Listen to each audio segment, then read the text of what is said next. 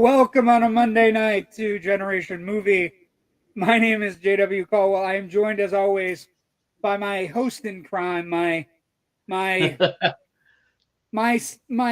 like, we're both elves. We're both chipper movie elves when it comes to Christmas season. No pointy ears? No. You can't tell. You can't tell. I got no Spock ears on me. Got no Spock ears. No. Welcome to Generation Movie. We, of course, are in December. We are going to do a 3-film triple feature trifecta of Christmas goodness. And we start tonight with a classic. But before we do that, Rich Drees, how are you doing? And how has your week been? I'm doing okay. My weekend was pretty good.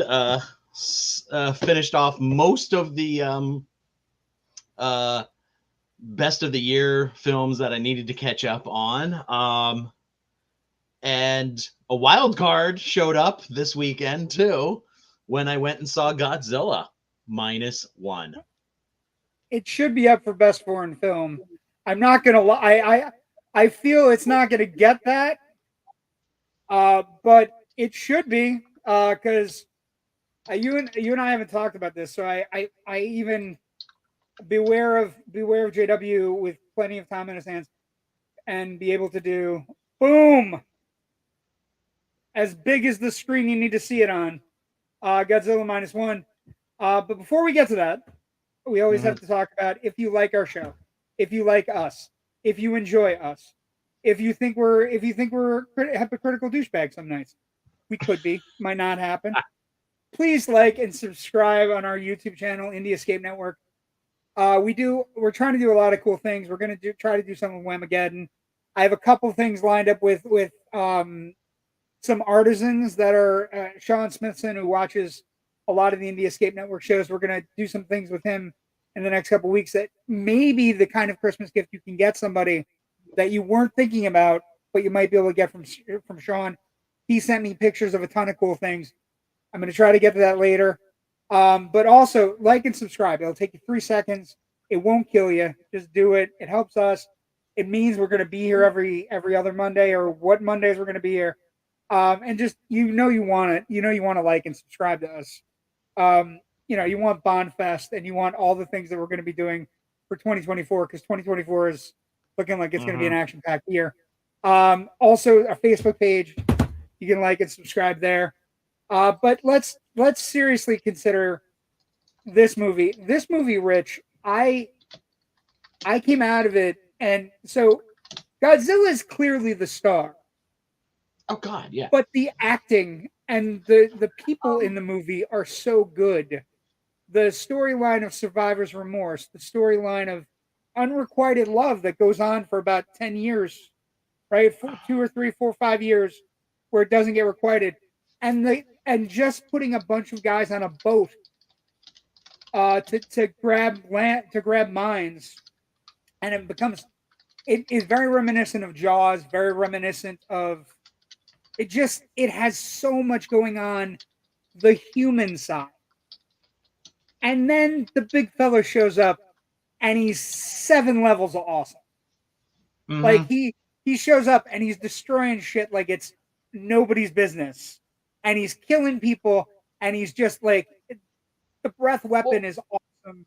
There's a shot in this movie that's I think the greatest Godzilla movie shots of all time, with him just leveling a city and him standing there in the wake of what, like 7 mushroom clouds from the bottom of the screen to the top of the screen, and he's just like standing there in it. And it's just, you know, you need to see it in the biggest screen possible. You need to see it as big as possible. Honestly, Godzilla is kind of almost a secondary character here.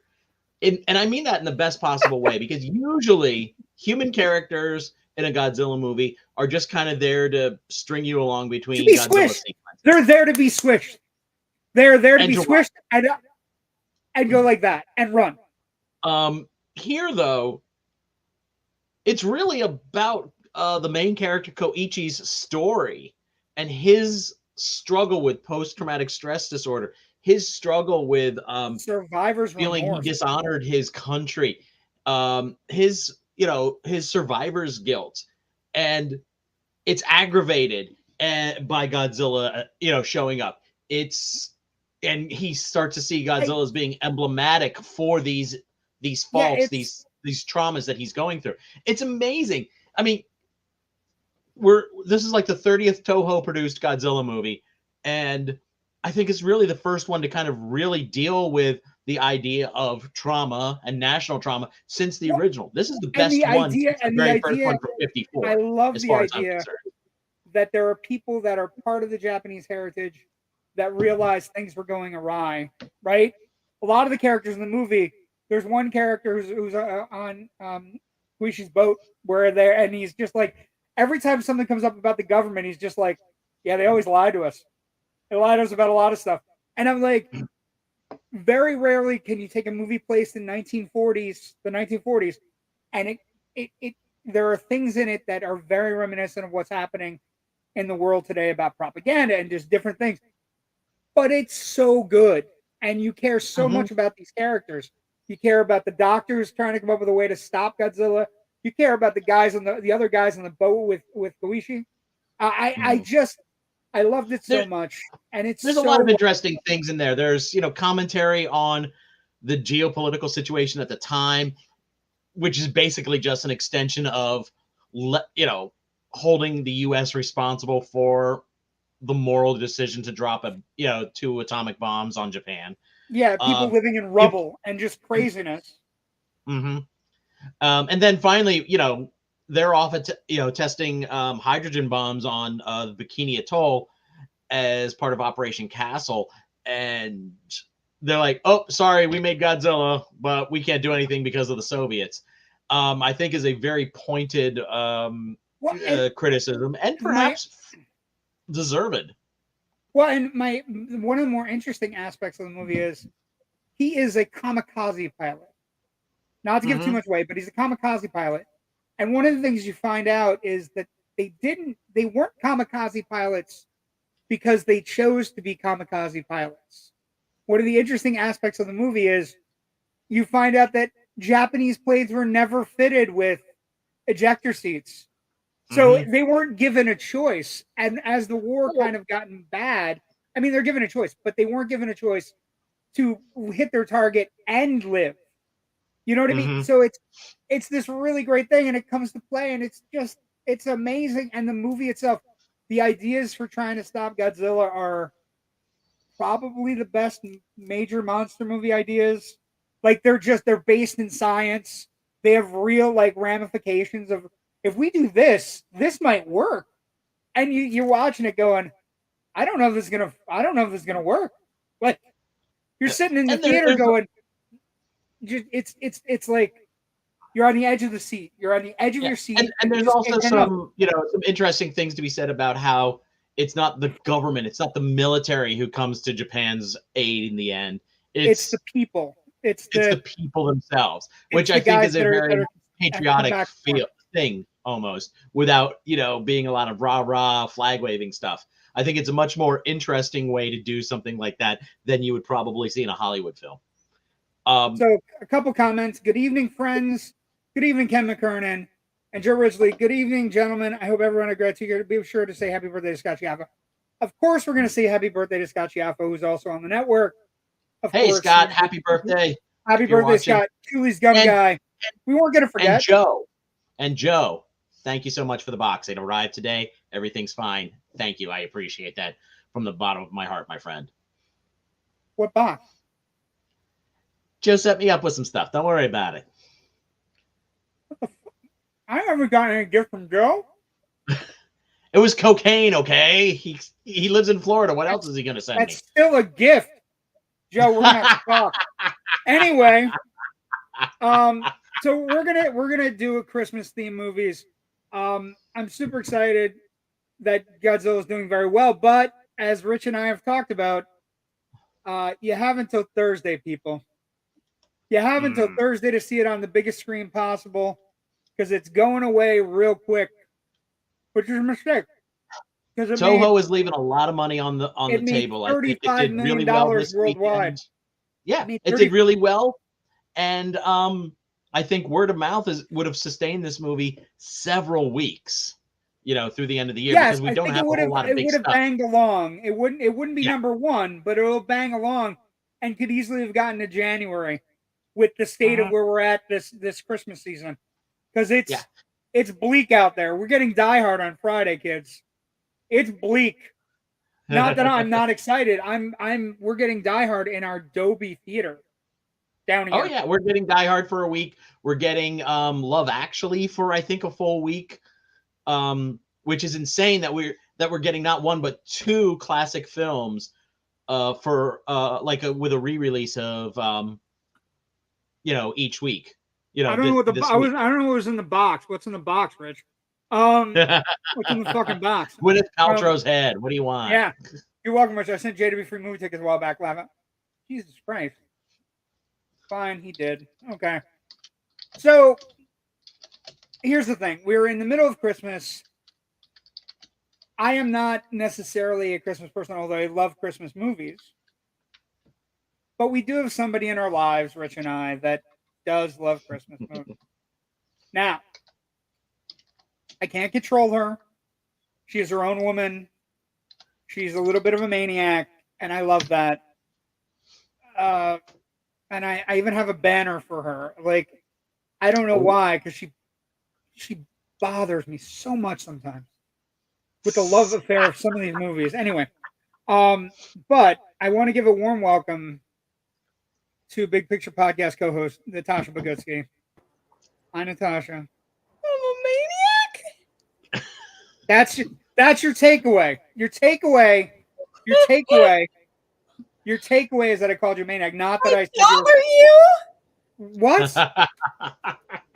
Clearly. This is going well. We had to talk about Santa Claus the movie that I'm still trying to wrap my head around. And when I say wrap my head around it, I need scotch to do so. But so here's an interesting thing. So we're doing this movie called The Bishop's Wife. Let's see. Ken writes, Thursday is the Abyss. No, Ken. No, Wednesday is the Abyss. Wednesday is the Abyss. This kind of scotch. That's the best scotch. No, not Thursday. The 6th, Ken, is the Abyss. Not Thursday. Wednesday. Yes, Wednesday, the Abyss. Wednesday is the Abyss. Hi, Natasha. Great to see you, Natasha. Hey, Joe. Everybody's like, oh, thanks. Natasha's here. It's just because she's prettier than us, Rich. And, anyway. Well, yeah. That's one of her many charms. I bring the Christmas tree. That's great. I bring the Oppenheimer. It is what it is. But we're going to talk. I'm super excited because I found something out today that you guys told me in the green room before the show. This movie, The Bishop's Wife, with Cary Grant, Loretta Young, David Niven, produced by Samuel Goldwyn, is a movie you two have never seen. No. So you watched it in the last couple of days. The last couple of hours. Same. I finished it at 8 I'm o'clock. glad. I'm glad. Oh, look at a cat jumps in. That's great. No, don't call the cat back. Everybody's gonna be asking about the cat. But the cat, I don't know. We're talking about movies tonight. I'm Blofeld tonight. I thought you were Vesper. Like Blofeld makes no sense. But I love my pussy. He's bald and he's ugly. Oh, okay. Well, you're gonna get into a lot of stuff. Just a lot of trouble with that. A lot of guys on this network. So anyway, production. Yes. This movie has an interesting production. All the movie stories that come from production are always interesting. And this one is really interesting because when you talk about it, so it's right near the end of the Hays Code, right? And you also had all kinds of difficulties. The original director was replaced. The test screenings, like, audiences really hated the movie, and then Billy Wilder and Charles Brackett had to make uncredited rewrites. And you do get a Billy Wilder feel to it when you start watching it. I think that's why I liked it, Rich. Mm-hmm. It does have a Billy Wilder feel. And then the interesting thing about the casting was a mess because they originally wanted David Niven to play the character of Dudley, and it was supposed to be Dana Andrews as the bishop and Teresa Wright as his wife. But Teresa Wright got knocked up, and then Andrews was lent to RKO to score Loretta Young for the lead role. And then the director, who knew Cary Grant, brought him in, but he didn't want to play the bishop. So David Niven, who was originally going to play Dudley, had to switch roles so Cary Grant could play Dudley because Cary Grant thought the bishop was boring, and he's right. It was very messy, the casting, and I thought that's a real interesting thing. And then they bring Loretta Young in, and you hear about backstage issues with Cary Grant, just her and him going at it during production. Like, I'm talking Shirley MacLaine, Deborah Winger type fighting, just levels of animosity and vitriol. We're talking Joan and Bet. No, Yes. not yeah. Or No, I don't think it's that bad. I think they would never work again together, which is odd because the chemistry is palpable, right? Like, the chemistry between the two of them, Cary Grant and Loretta Young, is off the charts. But I don't know that it's like we're going to star in a movie and talk, show our plans for murdering each other. I don't think it's that. But it's a real interesting thing. And when you look at these histories, how these pieces come together to make these movies, this movie is nominated for 5 Academy Awards, Rich.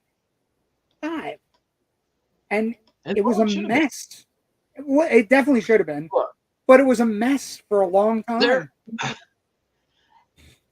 The history of Hollywood is just littered with films that started off a complete freaking hot garbage fire and turned into classics, from Casablanca to even Star Wars. If you take a look at like how the original editing went before Marshall Lucas came in and kind of, ordered it the way it should be. Check her husband. Yeah. So, I mean, we're lucky that all the right. Okay, let's face it. This movie is a miracle then to get metatextual about it. Created by an angel. Yes, because everything was going wrong, yet it somehow all came out right. So maybe we could refer to this movie as its own Christmas miracle. I kind of like that, actually. But so seeing a hazard, a crazy production, of course, like I said, we've seen this before. Like I said, Casablanca, they were rewriting, scripts over, the pages for the next day shooting it, overnight. They were doing that on a lot of things. Sometimes you get something like Star Trek The Motion Picture, which has its release anniversary later on this week, actually, where it just didn't quite gel the way it probably should have, like they wanted to. V'ger is not nearly as cool as it probably looked on paper. True. So Natasha, So I think though that the way it all came together. I mean, I don't think I could see Cary Grant playing the bishop. I don't think I could see David Niven having an impish quality needed to play Dudley. And or the romantic quality. At this point, David Niven, he's been in a lot of movies, but he's not. He's debonair. Yeah, he's debonair, but he's not Cary Grant debonair. Like, he if you're doesn't looking, have the charm quality. He doesn't have the charm quotient necessary for the angel. Although I could see the movie working when the original cast was Dana Andrews. So I could see that, right? Dana Andrews is the bishop. But the moment you get Cary Grant, everything gets pushed around, and then they trade for it's like a player to be named later in a baseball trade. Okay, our girl's pregnant. We're gonna trade Dana Andrews over there. We're not gonna use him as the bishop. That's out. We're gonna get Loretta Young back. She's gonna star for us in our RKO radio picture, which, by the way, are still some of the greatest movies ever made. Like just it was so cool. Anyway, but I think landing all those pieces. Then you get Billy Wilder, and you get another screenwriter to come in, Charles Brackett, and they polish it up, and they really polish it up, and they shine it up, and all of a sudden it's like, this kind of magical movie, and then it's got this whole thing where the test audiences hated it, like just hated it. And I can't even imagine those test screenings. But it's one of those movies where everything sort of worked out. Now Natasha, they can't see it on they can't see it underneath your name. But when I saw you come into the thing, it says Natasha Bogutsky, Christmas aficionado. Yes. I think what we need to talk about for a moment, what makes you, Natasha Bogutsky, a Christmas aficionado? Because I am not one. I am just somebody that puts up garland at some point, does the Elf on the Shelf, which is a blast. I enjoy coming up with wonky things for toys to do. It's fun. What makes you a Christmas aficionado, Natasha? I am addicted to Christmas sometimes, probably a little bit more than I should. I would agree. Decorating, movies, music. I start listening to my Christmas music off and on starting in February, publicly in July, as long as I don't play two particular things that Darren has kindly asked me to save until after Thanksgiving, and I abide by that rule. You have rules? Like, there are rules that are legit? There are rules to this, because without them, they get out of hand. Okay. My Christmas party skills are legendary, and my knowledge of Christmas traditions is also very well versed. Okay, that's okay. So, if you had to give everybody like a hot moment, give everybody your top 3 Christmas movies, just because I want to see if you'll commit to them.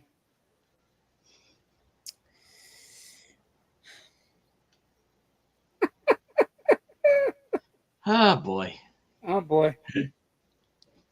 Yeah, it's okay. I'm not trying to. This isn't a gotcha question, by the way. The third place is a tie between two movies. I love them equally because they are quite similar in their genre. So it's Love Actually tied off with The Holiday. Both romantic comedies, both early 2000s, but different styles of warmth. One, I think, hits character moments. The other one has a great aesthetic to it. I know what my number 1 would be. My number 2 is still a little lucid. Okay. Anyway, my number 1 is Meet Me in St. Louis. Okay. That's interesting. Okay, so you are I could see you being a Judy Garland fan. That is. Have Yourself a Merry Little Merry Christmas. Little Is definitely my favorite Christmas carol. And it has to be sung with the particular verse of until then we'll just have to muddle through somehow. If I hear hang a Christmas star upon the bough. Ow! These are not even things that I understand nor. Okay, I got you. Well, no, there's a Someday line soon in we all the will be original. together, if the fates allow. And then the following line is there's two different versions. The original was until then we'll just have to muddle through somehow. But then when the Carpenters came along and Carpenters really made it famous, but actually it was in Frank Sinatra's version. It was hang a star upon the bough. And I'm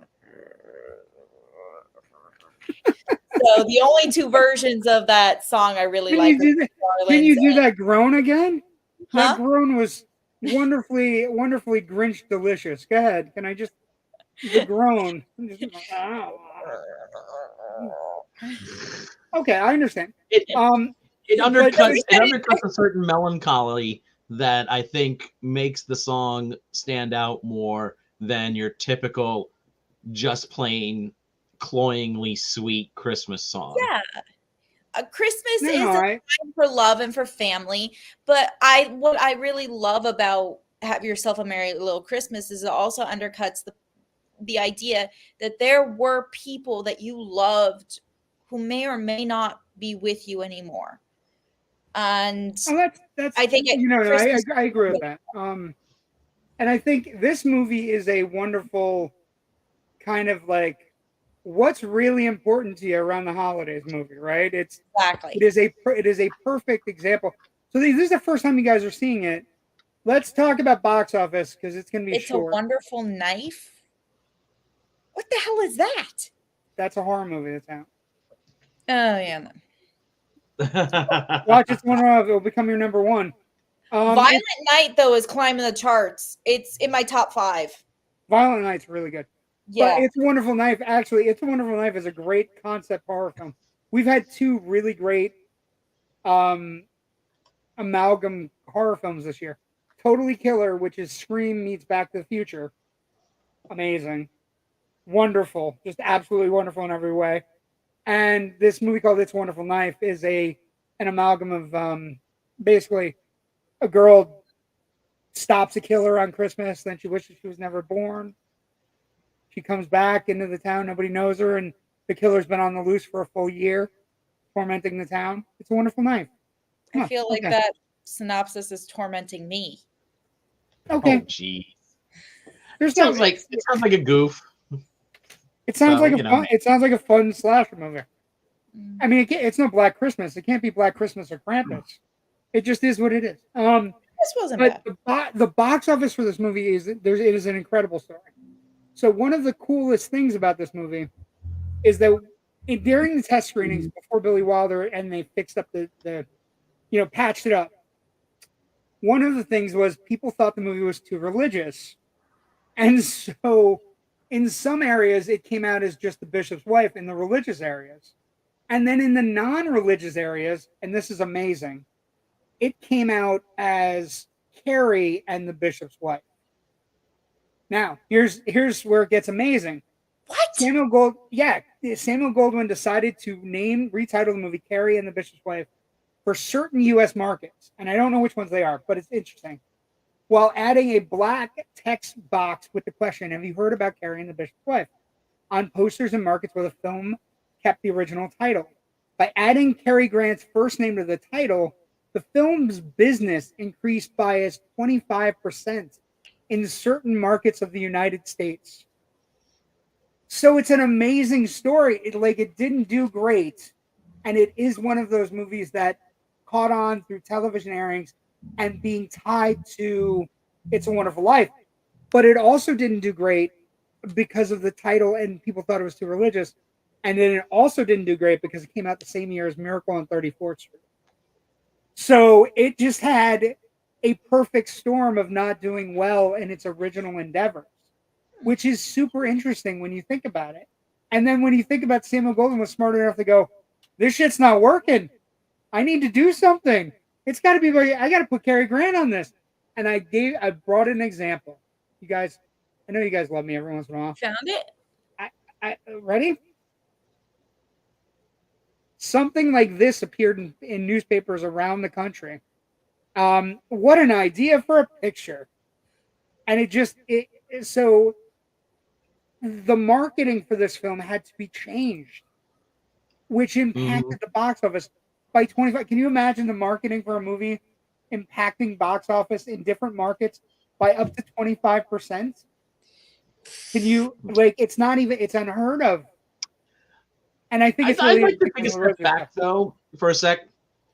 I would love, and it probably doesn't exist, unfortunately, but I would love to see what that rewrites and reshoots preview version of this movie looked like. Because it's pretty darn charming the way it is. How do you...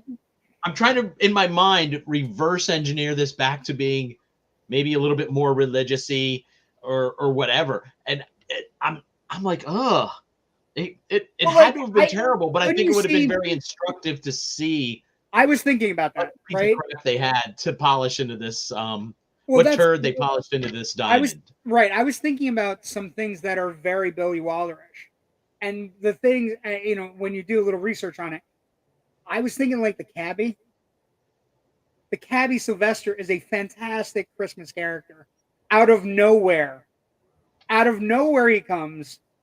And he just goes along for the whole journey. He's there once he shows up, he's at every step of the way the rest of the movie. Including giving the best line in the movie, one of the best lines of the movie, which is, well, Cary Grant, I'm not gonna lie, Cary Grant has most of the best lines of the movie. But there's a line where he's like, oh, going to see a bishop. Gonna get married, huh? You and Dudley? And Loretta Young's like, no, Sylvester, this is my husband. Oh. Scrunches his face. So I think that character could be very, I think the stuff with the professor, the very intelligent, interesting stuff about the history and the professor, who is an atheist, but we can't actually say atheist in 1947. Hayes Code, we can't say that. He's played by Monty I thought Woolley. You had no religion. That whole line, that sentence is so awkwardly constructed that it just points to the fact that you can't say atheist at this moment. It's Hayes Code. It's so Hayes Code. You can explain. Can you explain this with your ecclesiastic knowledge? Like they're ridiculous. Like the line, some of his lines are absolutely ridiculous. But I could see there's intelligence in him, and there's intelligence in Sylvester. I don't necessarily, but they seem like Billy Wilder constructs. Big city cabbie, who skated as a child. You know what I mean? Like, what? Okay. And not only skated as a child, but he's a grumpy cabbie who gets out of the car and just starts running around. And by the way, I'm eating a candy cane. Also, the closest I'll get to being super into Christmas. I just realized I was talking. Oh, look, it's a tree again. We haven't gotten our tree yet. We do have our elf though, so it's been fun, and we have our blow-ups outside. But so anyway, I'm getting excited about Christmas. Also, I'm not gonna lie to you, Rich. I know you're a little excited. We get a 2-week break coming up after 3 movies. We get some downtime to try to find movies and watch stuff and just enjoy Christmas. But I am excited about all the other movies we're doing. But the box office in this is weird. Like, have you ever heard that? Like, they changed the title for different markets. I mean, it would be unheard of today. But in the 40s, they did it. And again, I could see them going as the bishop's wife in a really religious town. And then maybe New York and LA, Carrie and the bishop's wife. In the 50s and 60s, a lot of drive-in grindhouse fare would pop up under different titles in different markets, but nothing of a movie like this of this Now, stature. that being said, we use by the numbers, and there is one title for this movie, and it earns $16 international. That's it. I don't That's think the that's list. right. I don't think that's right. Okay, so without the box office, let's talk about some of the other interesting things that are happening in the movie. Critical response then and now. Now we start every time we do this. I always start with Rotten Tomatoes because it's a good aggregate. It's a great place to find things. Also to get a gauge on where it is. It's got over 5,000 audience ratings. It's at 80%. That's remarkably high for a 1947 movie in this day and age, considering Rotten Tomatoes is a major online thing. The critical response is 85%. So it's right in line. And the thing is, it's one of those movies, if you haven't seen it and then you see it, you tell other people about it, right? It's one of those movies like, oh, you've never seen this? This is Cary Grant acting super debonair and super charming. And also, subversively, critical response then and now, subversively, he's lusting after a bishop's wife because he can't get it as an angel. But he's seriously considering trading in his immortal card for Loretta Young, who is one of the few people he's run into in his existence that makes his heart go pitter patter. And she has a kind of a husband that's worried about a cathedral that means nothing. You know what I mean? Like it's a weird movie to explain, but it's also one of those movies. Once you see it, it makes sense, and you become an immediate somebody that will champion the film. Like, oh, I know you've seen It's a Wonderful Life. Try this. It's in the same ballpark.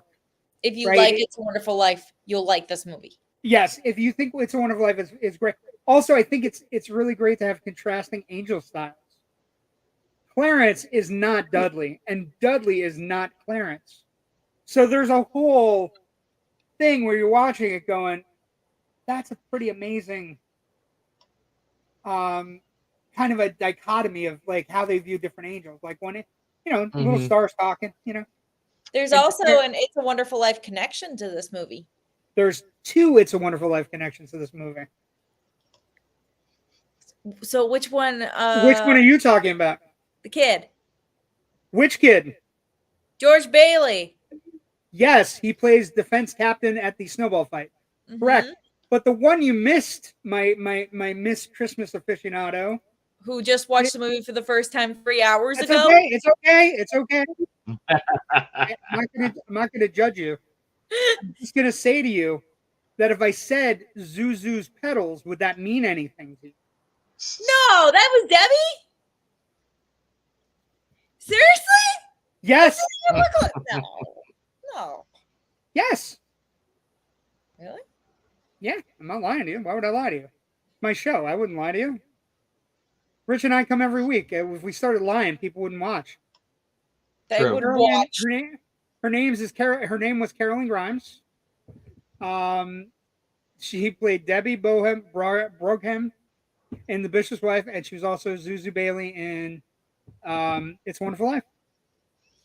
All right, the more you know. The more you know. It's amazing. I have my 2, by the way. Oh, you're number 2? Okay, I'm sorry. Go ahead. Really quick. It's Scrooge. Albert Finney, Alec Guinness. Okay. Not my favorite Scrooge, but it's good. I think my dad was a big fan of the Alistair Sim, The Christmas Carol. Yeah, which is it's iconic. It's appropriately dark and fun. But I like that it's musical, and I like We Go to Hell. Rich, you and I talk about religious movies every once in a while. I'm amazed at how subversive this movie is for 1947. Mm-hmm. Well, the original book from 1928, apparently, and I have not read it, is more subversive. Gets a little bit more of the angel. Frisky. It's friskier. Feeling a little frisky, feeling a little, I want to know what this thing called love is. But yeah, as I was watching this, I mean, we're still a good 15 years or so from the real crumbling of the Hays Code in the early 60s. So I'm watching this and I'm like, am I reading into this, or is Cary Grant, is Dudley here actually, lusting got a after little bit of the cherubim chubby for Loretta Young here. Yeah, a little bit. Well, and that's what makes the movie really great is that midway through the switch gets flipped where he's like, I'm here to save this guy, but you know what? This guy doesn't know what he has. I've been doing this stuff a long time where I have to go out and help people. And this person's a bright light that I've never been a part of. And he seems dull. So like, he sticks David Niven to a chair and he offers to do the right thing, right? He gets a little mischievous, right?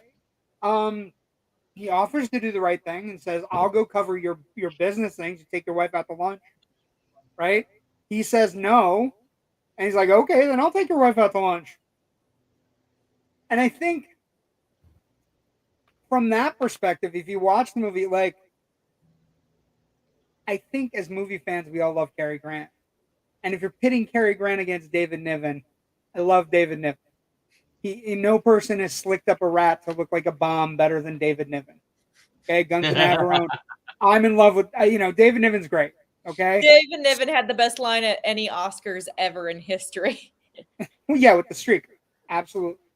But if you're pitting Cary Grant against David Niven, that's not a fair fight. No. It's not even close. And everybody Bringing a knife to a gunfight. Yeah, every bringing an angel to a bishop fight. It's weird. But every woman in this movie has puppy dog eyes for him. David Niven, like, there are moments where you're like, David, fight, let's go, get him. He's taking your wife out to lunch, go. And then my favorite part is like they go to lunch, they're watching lunch or they're having lunch. All the gossip ladies are there, and he invites them over to the table, and then they're in love with him. So it's like everybody's in love with him. Now, Natasha, I know you're not a big horror movie fan. You know who Matilda is, right? Matilda, the maid. Yes. I think that's one of the more intriguing things. From the beginning of Mary Poppins. And she's a Frankenstein, you dummy. Okay. I know who she is. Your face. Why the fuck were you so bad? I don't try to throw you gotcha questions. I don't do that to you. Anyway, but I think you can look at this movie as like a subversive experiment. And when they remade it in '96 with The Preacher's Wife, they certainly didn't get into the subversive elements of an angel lusting after, not lusting, but just definitely interested in the wife. You know what I mean? And I think that's an interesting thing. I think if they ever remade it, or are you raising your hand? We're adults here. Just talk. I didn't want to end up interrupting you. That's what we do. Go. Oh, okay. So before we got, and when I say we, it's mostly me interrupting Rich. But I try not to. I have to interrupt Rich. We're recording, and it's not on video, and I still have to raise my hand to get his attention. I'm sorry that you haven't trained him properly. Well, we do have a lot of hand signals while we're recording our podcast too, but no. Before we came on air, I was talking with Rich about this, and he said he thought it was very interesting that it took 30 minutes into the movie for you to find out whether or not he was an angel. And I said to Rich, well, actually, at first I thought he was God instead of an angel. Interesting. Kind of like Death Takes a Holiday. Death Takes a Holiday. Interesting. That's an interesting premise. I also like the fact that he's kind of like an angel with an attitude. So like there's the opening moments, he walks the blind guy across, and he doesn't care about the cars that are on ice, driving on ice. They have to stop for the blind guy and him, right? So it's kind of mischievous. And then there's a whole sequence where like a child asked to be held up the window to look into the Santa window, like that we don't have anymore. Like that was another thing. When you watch these old Christmas movies, we don't have shopping malls or stores with giant windows where you go looking and all the kids are like, I want that. What's that over there? Like We don't have that anymore, so it's really fun. They hold the kid up, and the woman's baby carriage rolls down the icy sidewalk, and he grabs it, and she's like, "Oh my god, my baby! You saved my baby! What can I do to repay you? Try not to let it happen again." I did crack up at that. It's like the movie is like, that's a Billy Wilder line. That's like, there are lines in the movie, and maybe that's it. Maybe that's when if you dig up the script and find it and send it to me, maybe that's where the lines that Cary Grant gets to deliver, where they're pointed and they're like right on top of somebody else's line, is like something out of The Apartment or something. Like the lines, like they're carriaged onto other lines, and when he delivers them, they're like, you can get a chuckle out of them, and you're like, I can't believe he fucking said that. Like, I can't believe he said that to the mother who almost lost her child to a truck. Like, yeah, just don't let it happen again. How about that? How about watching both your kids? Which is the subtext.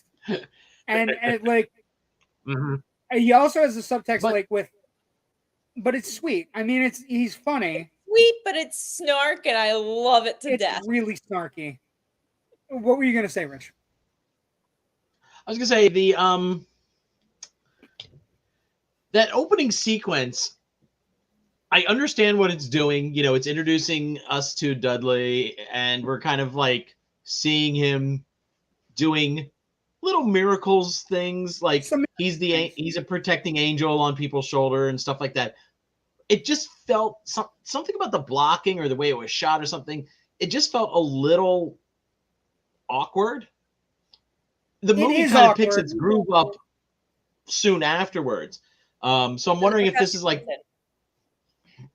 I'm sorry? What were you going to say? Yeah, once the professor shows up. Once the professor shows up also, there is something a little hackneyed, critical response then and now.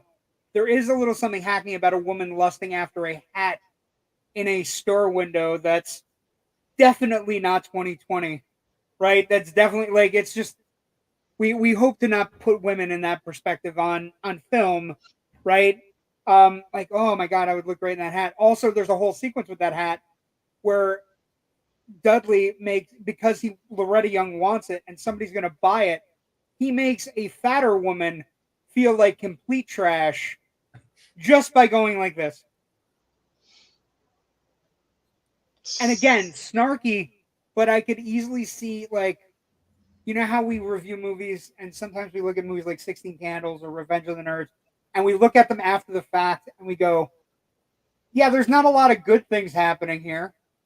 Right? You know, he is kind of I want to say scampy rogue. He's a scampy rogue kind of character. And I could easily see Dudley getting canceled. Like, that website, Zach Morris is trash. Yes. He's a little Zach Morris before Saved by the Bell. You know what I mean? Like, he's just a little bit. I think, however, it would be overlooked because of his charm. If it was in 2020, looking at that character done now, yeah, he's trash. But looking at it through the lens of that time period, there's not. It's like watching House of the Dragon. You definitely lust after Matt Smith because he is such a cad. I don't, but I understand what you're saying. Ask your wife.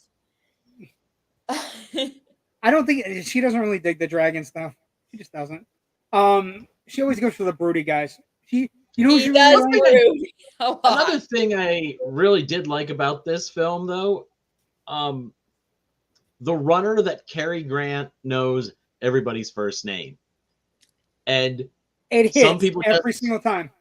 Yeah, some people just either go, "Oh, okay," like, or sometimes he'll play it off like Sylvester is like, "Oh no, your name was on your name thing on right up front," but Sylvester's like, "Oh, okay," not realizing Cary Grant was in no position whatsoever standing outside the cab to have seen that whatsoever. Well, and I think that's a great little play in the idea. I also, the only one thing I don't like about the script, I don't like that nobody is going to ever remember him. I feel like I feel like it should be like a part of the script that at least somebody has to remember one thing or something. You know what I mean? That's Like my only. Debbie Yeah, should have remembered. Debbie might remember him, or the angel. Like if the angel was like in Cary, like looked like Cary Grant. Do you know what I mean? Like it would have made sense a little bit more sense to me. But that being said, like when you look at the reviews classically of this movie, again, it's 85%. So it's like, I wanted to go with like Time Magazine and old timey critics. Somebody said it's a big, slick production. The only thing it lacks is taste. Or how about this one? There must be some excuse for this, but I can't imagine what it is. Its feel-good sentiment ends up drowning the film in saccharine. And I was like thinking about it, and all of those things, they ring hollow to me. It is a big, slick production. It does look great. The cinematography is stunning. The actors are great. Everything about it is big and slick. But the idea that it lacks taste, I think that could come into the idea that he's a cat. He's a bit of a charmer, right? A little bit of a, wonderfully.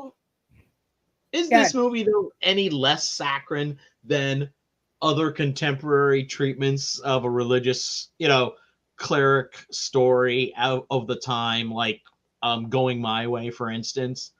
I think it's immediately recommended to me by Prime as soon as I finished Bishop's Wife.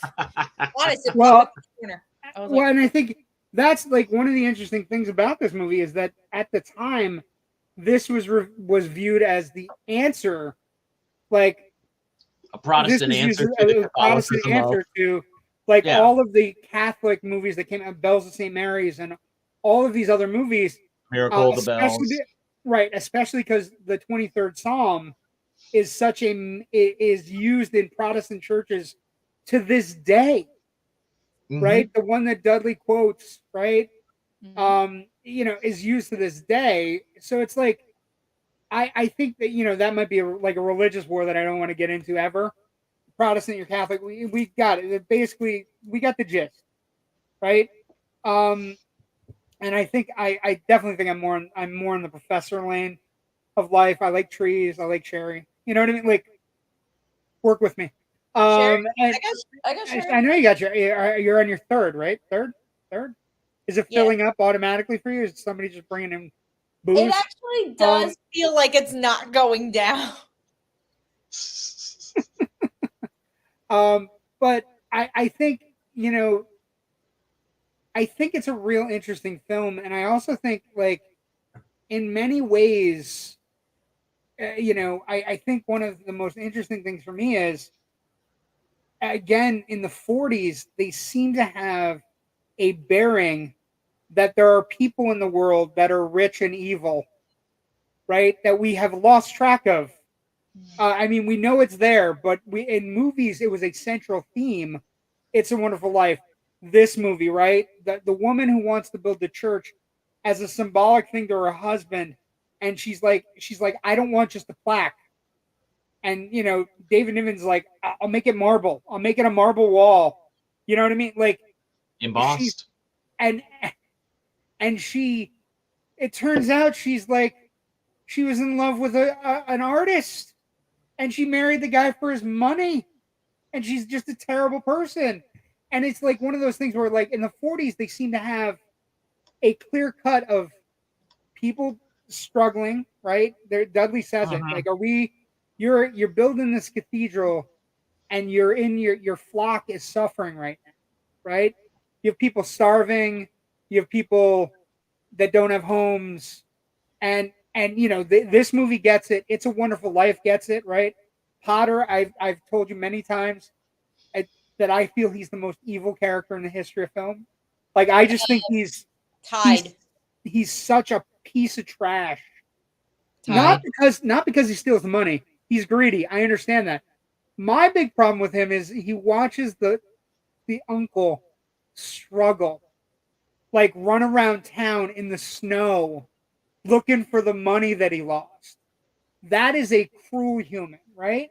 So I think that's one of my favorite things about this movie is that it gets it. You know, Dudley's like, you're building this grand cathedral and you just closed a church down the street. That's, you know, you still got the choir showing up there. You know what I mean? Like, what are you doing? You know, it's like Office Space. What is it that you do here? You know what I mean? And I just think it's really great that in the 40s we had a gauge on it, but in 2023 we're confused. Yeah. We're confused as a society. Now, I don't think Mrs. Hamilton is the villain of this movie. I don't think there really is a villain.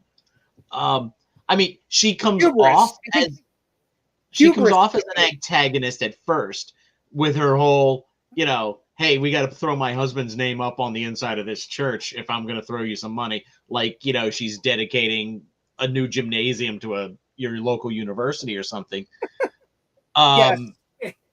A DuPont structure going up at any university I in the think she 80s. becomes very much a sad and tragic figure right there at the end when we find out about her lost love.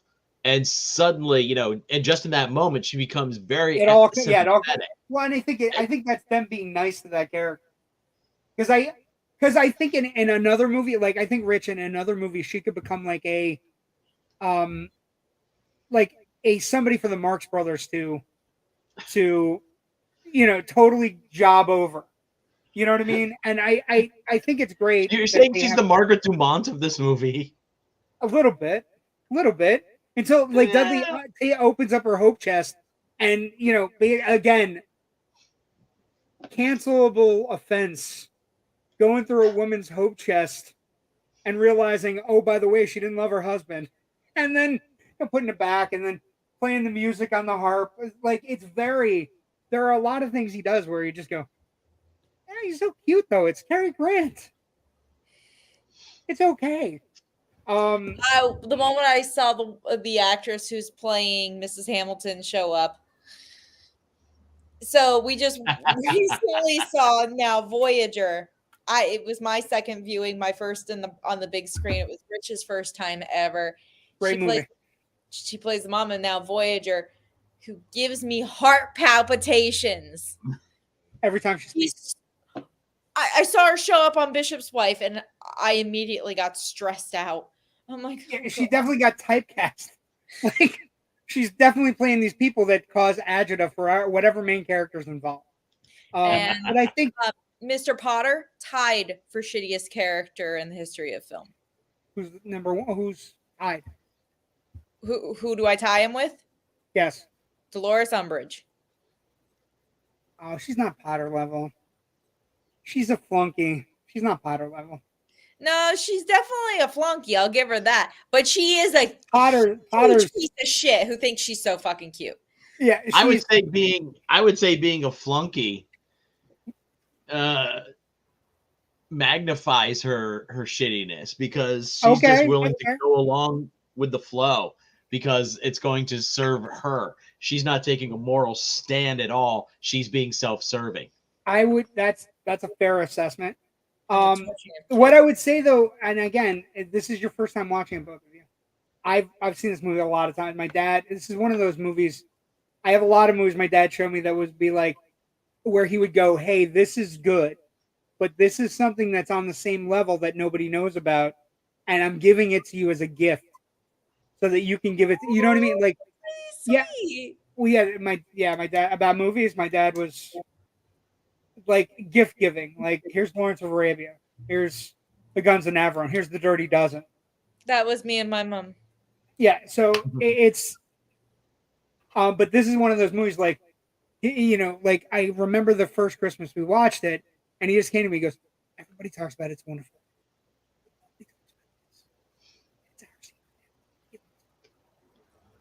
And we went on, you know, but it's one of those movies. It gets better with age. It's charming. I love the angel stuff. I love how mischievous he is. I love that he does all the special effects. By the way, how well do the special effects are really good? They really hold up for a 40s movie. Oh yeah, There's some. cards and the tree. The And the drink thing is the great. typewriter. The drink thing is really good. I was laughing like crazy over the drink thing, but the typewriter. Take this down. I have a feeling they do a bit of a Texas switch with that typewriter, and once they move in close enough on the page, somebody's actually doing the typing at that point. Maybe, but it's before great. it's I don't know exactly how they rigged it all, but I have an idea on a couple of those things, and I'm like, oof. The this is door some part real- was easy. When David Niven locked the door and then he goes, opens it, and it's all in one shot where he opens it, walks out, and then all of a sudden locks. It's easy. They locked it from the other side. But it still works. It plays so well. I dare say it wasn't locked at all, and that's just acting. Oh, there you go. Let's talk so I'm so glad that you guys are now part of the Bishop's Wife family, which is fun.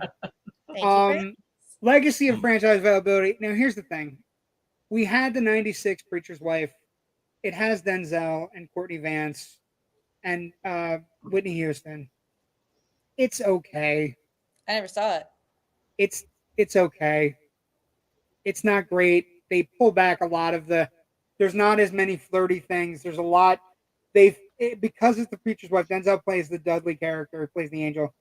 And because it's Whitney Houston, they have a lot of singing things with her singing with choir. So they pull back a lot of it.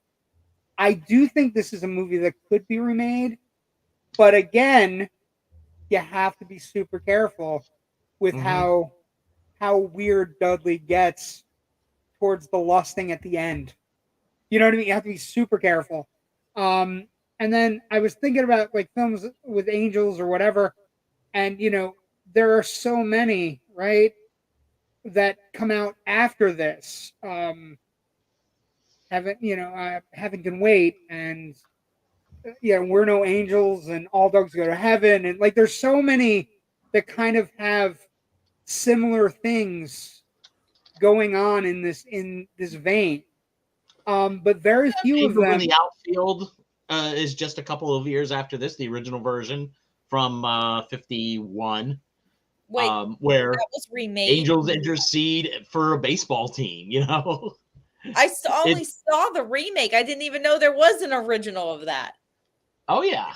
Oh yeah. There you go. You learn something new every day. Okay. Well, what? Start Janet Leigh. Talking about lusting, and I mentioned Death Takes a Holiday. Meet Joe Black. Well, yeah, Meet Joe Black, and like all of these movies are kind of like they take bits and pieces. And the idea that you put a character at for me, Joe Black is a perfect example. You take a star actor, you place him in this outer worldly position where he comes and makes a commentary on life.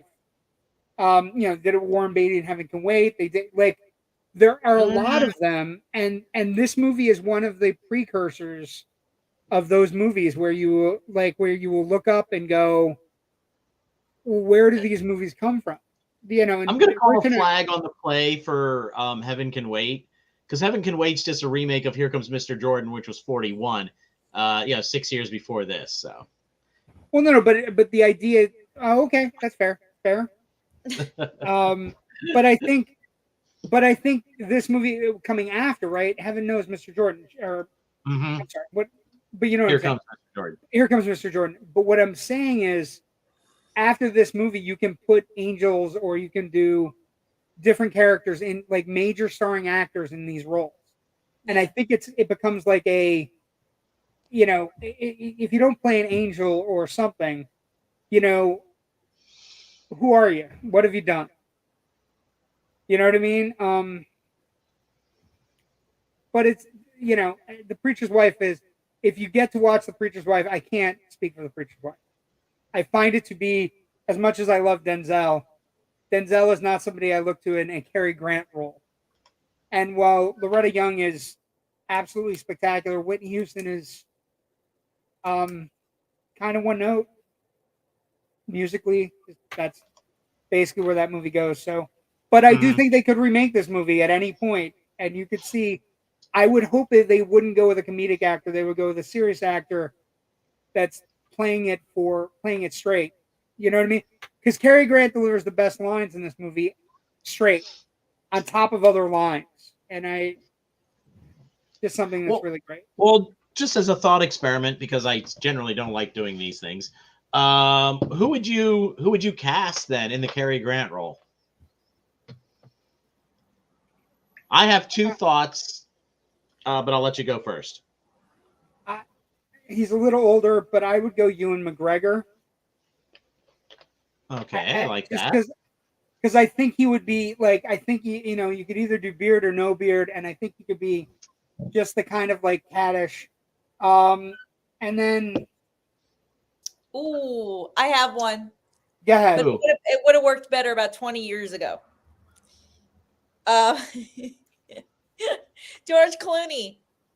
Okay, Clooney was one of the ones that I had in mind. Clooney would be very good. Clooney would be remarkably good, but he has rules about remaking movies, though. He doesn't like, although his biggest success was a remake. But it's a weird, but you hear him talk about it, he's like, try not to remake anything else. Who's your other one, Rich? That's fair. And, his dad was a host on AMC years back, so... Who's your other one? My other one is, and I mean, he leans towards comedy, obviously, but I think he could pull it off as a very straight performance. Ryan Reynolds. Ryan Reynolds is also one I was thinking about. I think he would be very good as well, but he just did his Christmas movie. He just did the musical thing, right? Yeah. Last year, so I don't know, but he would be good. I think You know who else might be good since you're talking about Ryan Reynolds? Hugh Jackman might be great. Yeah, I was just thinking that. Ooh. Hugh Jackman might be fantastic. And then you could even do you could do a whole Australian thing. You do Jackman and you do Nicole Kidman.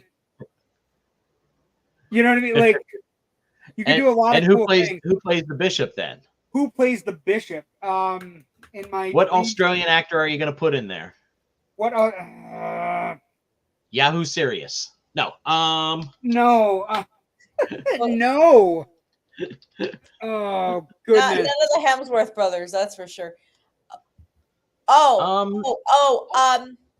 Just because. How about Guy Pearce? Guy Pearce would be great. Yeah. That would be fantastic.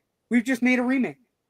Boom! That would be really good. The president of Hollywood on the phone. That would be really good. Actually, Pierce would be fantastic. He's getting a little too well known, I think, to be the bumbly kind of. But I like Jeffrey Wright. No, Jeffrey Wright would. No, Jeffrey Wright's too old, I think. No. No. So is Hugh Jackman at this point. Yeah, but Hugh Jackman's still jumping around and dancing and stuff. True. Hold on. Let's see. Let's go to the IMDb list and find us an Australian. Let's go. It's happening. You want an Australian actor. How about this one? This is actually a good one, and it's two. I have two that came up on the list. How about Russell Crowe as the bishop? No. As the professor, yes. Oh, yeah. He would be good for the professor at this point. Hugo Weaving? How about Hugo Weaving? No. Oh, Another one that would be good for the professor would be Jeffrey Rush. Jeffrey Rush would be great for the professor. How about Ben Mendelsohn for the preacher? Really? No. There was no love for Ben Mendelsohn there. No, I'm really. still loving Guy Pearce. Sorry. I think Guy Pearce is the best choice at this point. Simon Baker. I could see Simon Baker as the angel. Nah. Maybe 15 years ago. How about Jason Clarke as the super serious bishop? Yes, Jason Clarke, absolutely. How about Jason Clarke? Yeah. Ken in the comments is suggesting Sam Worthington. Yeah, no. No, I think he's too No, actiony. neither of those two work. Sam and Chris are just too. They're too actiony. They're Too actiony. But great Sam's ideas. also too one note. Great ideas. Okay. All For right, wait. Natasha- Who's the woman? Who would you get for Nicole Loretta Kidman. Young? Nicole Kidman. I wouldn't choose Nicole. Really? Really, I think it's too on the nose for her. But This isn't about whether or not she'd be satiated with it. It's about whether we want it. Hold I on. think Abby Cornish instead. Well, actually, if you really want to go, I think Nicole $1 billion is actress, beautiful. you go Margot Robbie. I don't want $1 million actress. I want someone who's going to play that role to perfection, who is beautiful, but it comes from a warmth inside them, not because they walk into the room and they're the most beautiful thing you've ever seen. How about Naomi Watts? No, I like that. No, not anymore. I like Naomi Watts.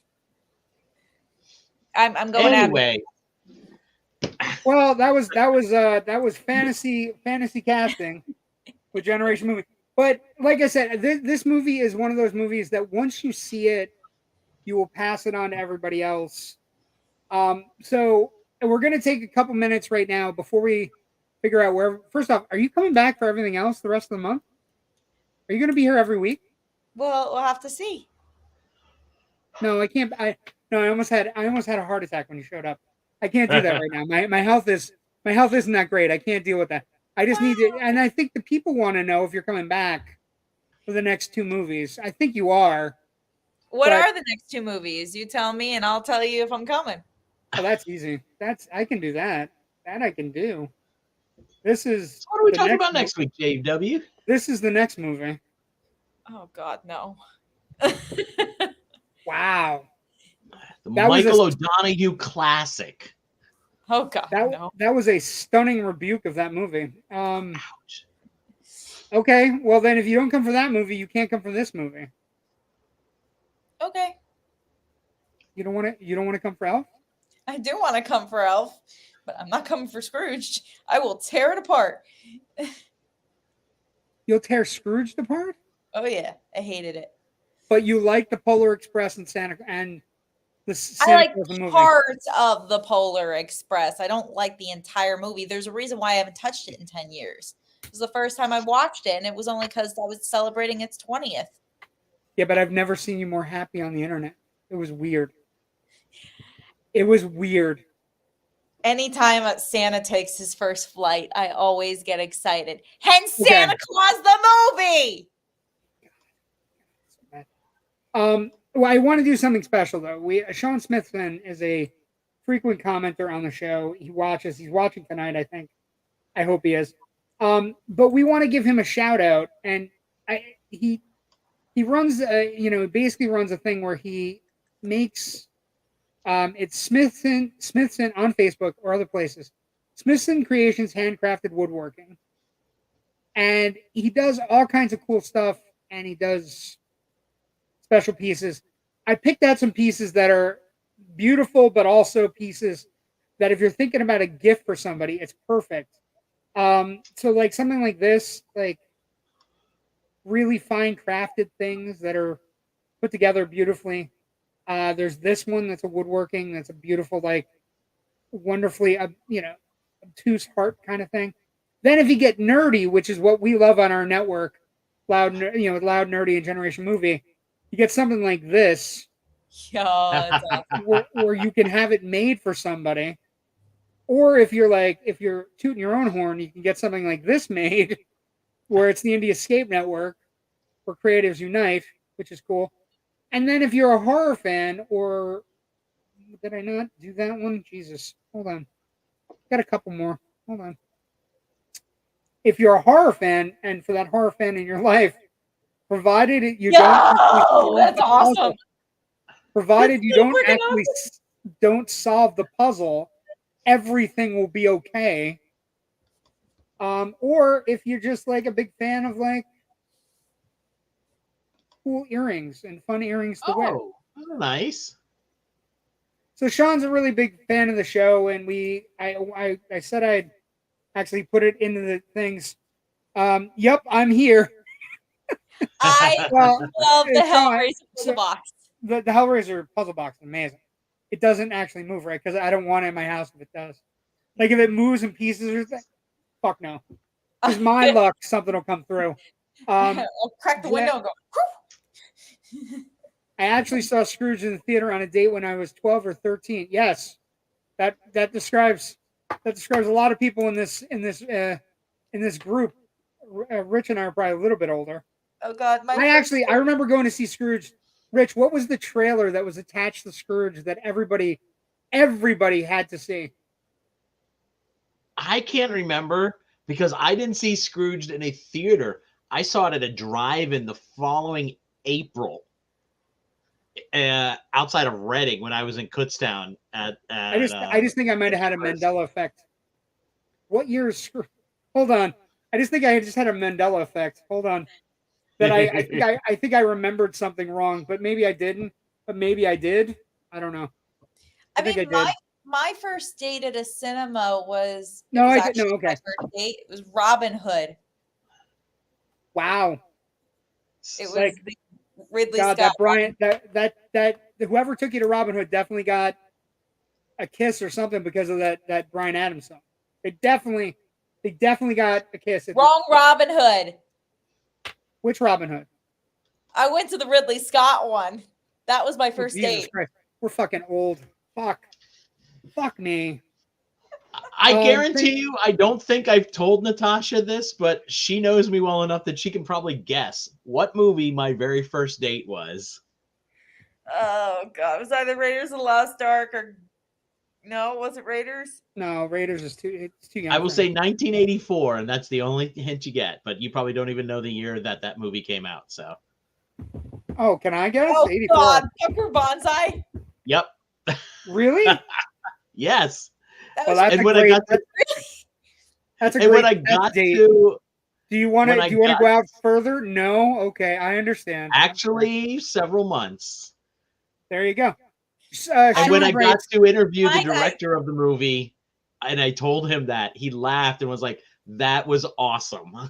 So he's like, "I never thought of our movie as a first date movie." But he took me to see a movie with Russell Crowe, and he knew how much I loved Russell Crowe, so he got a kiss. Thank you very much. I appreciate it. No, they don't move. I don't want to get sued. Fantastic. Sean is amazing. I own a few of his pieces, doing work for my wife and daughter's business. Excellent. Scrooge is 1988. So the movie, Rich, that premiered trailer-wise on this movie was Batman 89. Oh, okay. That was the trailer. Okay. It came out Christmas. You know how movies release trailers for Christmas for the movie? Although this week has been wild because you got Furiosa trailer, you got the new Kong trailer today. It's been nuts. I think I may need a puzzle box. Again, not something I expected. But Sean's a really talented guy. You can look him up. And again, it's Smithson Creations, handcrafted woodworking. You can find him on Facebook. He does YouTube videos as well. It's incredible the amount of work he puts into his stuff. And we want to give him a place. I also have to do some branding for the network. We're going to go a little bit long, and then we'll talk to Rich and Natasha about what they got going. So tomorrow night, if you're inclined, we have Loud and Nerdy with Kyle and Jerry and myself. That's Thursday or Tuesdays at 9 p.m. Thursday. Tuesday at 9 p.m. Talking about a lot of stuff, including Godzilla, obviously. And we'll also be talking about looking forward to The Abyss. And then next week, we're doing Scrooge, which is one of my favorite SNL-related movies of all time. It has a lot of SNL ties, and it's just Bill Murray being amazing, and it's got Carol Kane, and fine, I'll be here for it. It's written by one of my favorite SNL writers, Michael O'Donoghue, who's one of the original writers in the first couple of seasons. I will be digging back into a lot of my SNL research, and I will have some cool information to have about that because Michael O'Donoghue was a mad fucking genius. I will show up for it. Okay, there you go. And then 2 weeks from tonight, we will celebrate the 20th Another SNL anniversary. connection. Another SNL connection. 20th anniversary of Elf. Elf is 20 years old. And then Rich tells me we're already. Rich, the idea you came up with next Christmas. Shane Black, Lethal Weapon, Nice Guys, Kiss Kiss Bang Bang. I am all in on. But we'll talk more about that as time goes by. I've been having that thought for about 3 weeks, and I keep forgetting to mention it to you. So the second it popped in my head, after we started the show, I had to throw it into our chat. I'm not going to lie to you. You're lucky you didn't tell me because we would have done it this year. And then we wouldn't have seen Natasha at all. She might hate that. Yeah, I know. I would show up for Lethal Weapon. I love Lethal Weapon. Lethal Weapon's great. Okay, Natasha, where can people find you and your stuff? And do you have any projects? What? All the social medias. So you can find what are they on social? My name. What are they on social media, Natasha? Okay, you can find me. Honest to God, you can find. Just look up my name, Natasha Bogutsky. You will find me Facebook, Instagram, TikTok. Not X, because Blue Sky. Are you on Blue Sky? No. Okay. Okay. No, maybe not. Do you have any projects coming up aside from the one that Rich is going to discuss? Because Rich is going to discuss the project you have with Rich. He can discuss it. What do you have besides that? Do you have anything coming up? Nothing. I'm prepping a freaking massive party that doubled in size from last year. Sorry, I have a question. If I was back in PA, would you invite me? Of course. That's all I really care about is invites. I don't know that I'd show, but I appreciate the invite. Amazing. Rich, I went from 25 people last year to 50 this year. Well, just so we're clear, I'm very much a Groucho Marx guy. I don't know. I'd want to be a member of any club that would have me as a member. Is very much how I think. Rich, what do you got coming up? What do you got on FilmBuff Online? I know you just dropped the Godzilla review, or did you drop it yet, or no? Yeah, it dropped over the weekend. Everybody give that a quick read, and then get out to the theater because Toho is throwing away money. All of my writing can be found at filmbuffonline.com. I do a second podcast with my best friend and lovely co-host Natasha Bogutsky. It's called The Big Just got scratched and is a Christmas aficionado. Yes, so I've heard. And this coming week, we're recording it tomorrow, but later on this week, we'll be dropping our newest episode, which will be a 20th anniversary look back at Love Actually. You can find me on the socials on Twitter and on Blue Sky at FilmBuffRich. You can find the Big Picture Podcast at bigpicturepod.com or Facebook or FilmBuffOnline.com with all the other writing. And the FilmBuff Online site also has a Facebook page where we have additional fun things like pieces of on this date in history. This week's got a couple of really great anniversaries. If you're a big science fiction fan, some Star Trek release anniversaries this week. You also tomorrow, the release of one of my favorite films from 1980. I think you know what I'm talking about. And yeah, that's it. Posted about it, and I'm gonna also say to you that Bill Gadavakis is doing an incredible job with unearthing. I Found It Streaming. The I Found It Streaming articles are great. He picked Noelle. Noelle is one of those amazing Christmas movies that not enough people have seen. So I'm always like, I always love when he writes things, and I'm like, oh, I know that one. That one I know. Well, Bill's doing a great job knocking that out of the park. I'll second that in an instant. Earlier in the run of these articles, he mentioned Netflix's Nimona, which is an animated film, which just came out this year. Gonna be nominated for the Oscar. It's fantastic. It's definitely in contention for best animated film of the year. And dropped by Disney. Dropped by Disney because they didn't like all the stuff that was in it, which is Shame on them. Yeah, they missed Okay, out. It's a really good film. And Bill just, comes to me with great ideas, and he's like, "Hey, you won't mind if I do this?" I'm like, "Dude, go crazy." Bill is Yeah, like he's the got one it. person who has like carte blanche to write anything for the site that he wants. Yeah, And he it's picks always really wonderful interesting, stuff. fun And I'm movies. always very honored and happy that he's chosen to keep hanging around on the site and writing for me.